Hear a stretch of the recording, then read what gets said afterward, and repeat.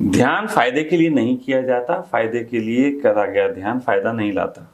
Mostly लोग तो meditation इसलिए करते हैं, उनको स्ट्रेस है, एंजाइटी है, मत करिए कुछ। मैं कह रहा हूं, अगर आप देखिए, एक बहुत अच्छा स्लोगन है, वो निश्चित ही ओशो की पुस्तक में आती थी पहले, ओशो टाइम्स, उसमें पीछे वो होता था और लगभग हर महीने के टॉपिक पे वो एक ओशो के फोटो के साथ होता था।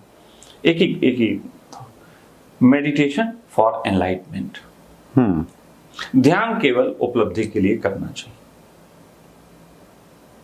इसके अतिरिक्त आप किसी चीज के लिए करते हैं तो थेरेपी करिए।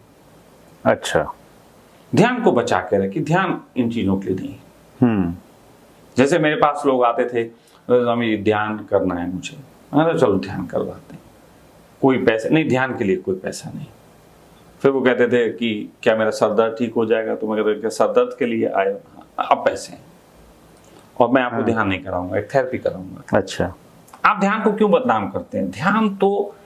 ध्यान तो कुछ और बात है, उसको कहाँ ये तमाशा बना दिया। देखिए, ये बिजनेस है कि इस ध्यान को करने से आपके शरीर के लाभ होंगे।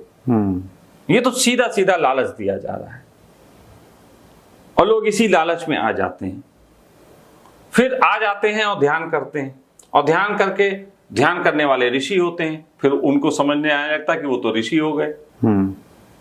आए थे सरदर्द के लिए और ऋषि हो गए। अब वही ऋषि जो हैं वो उपद्रव करते हैं जमाने में, फिर वो अपने गुरुओं को बदनाम करते हैं। तो ऐसे ऋषि नहीं बनाने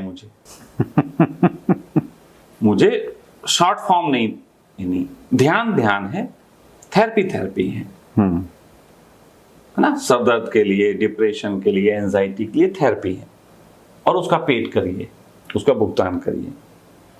ध्यान मैंने बता दिया, मुस्कान है, कोई उसके लिए वो नहीं, मौन है, कोई उसके लिए खर्चा नहीं होता, घर में कोई भी कर सकता है।